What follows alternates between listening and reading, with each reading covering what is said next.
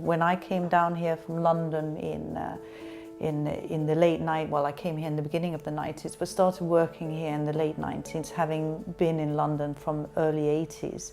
We were there used to a very bespoke market, we were used to a residential sales market, and we were used to a great melting pot of different people that were buyers.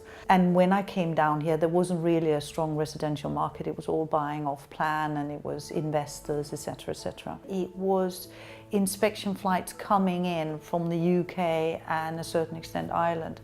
So it was a very focused market. You had the German market as well, but predominantly UK and English market.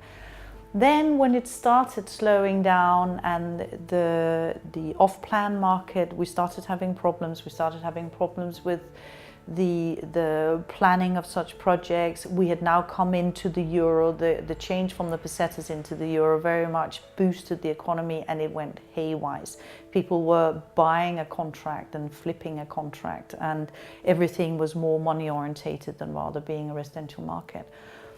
Then it started happening, and I will say down here now we've probably had a recession from way back to 2003, 2004. It started moving and the bubbles start bursting then.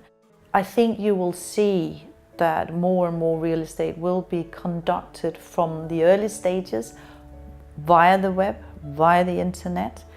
And then when people actually come down here, because there is so much to offer for each individual agent, the basis of what it used to be of person to person actually happens when you come down. The people don't spread themselves when they're down, but they come with a whole list of criteria and places they want to be. Valuations are staying the same. We are not valuing properties, putting them back on the market at a higher price than last year. But what we are seeing is that we in this office had two situations of a word I haven't heard since the late 80s in London, which is gazumping, whereby one agrees to buy something and somebody comes in and pays a higher price prior to exchanging contracts. We had that in 2014. Scandinavian banks are just so pushing for lending.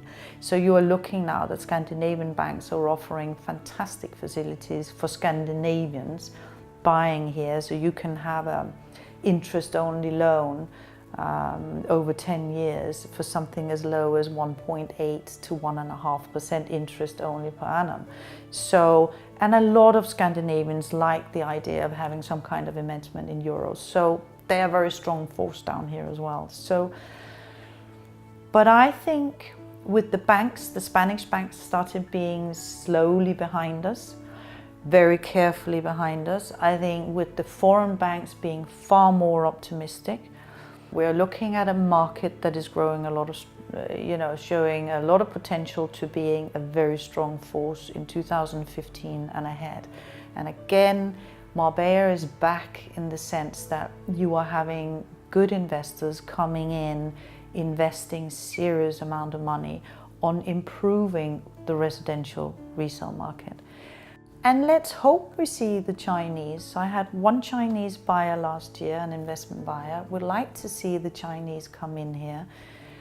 They are sniffing around. There's some Chinese investors around for a couple of big hotels. We need more hotels and upmarket hotels. So with them coming in, that would be a very positive thing indeed. The lovely thing about it now is that you're really seeing that Marbella is back, and that it's something that during the last year for 2014, that you saw that there was an increase in activity and an increase in interest again, and you're seeing that the quality of people that are here, the quality of restaurants and everything else that are opening up, that it's back and coming back to what it used to be. And I think that's the best thing of all of it. And I don't know if you'll see the streets are being tidied up again, and there are more money coming into Marbella now.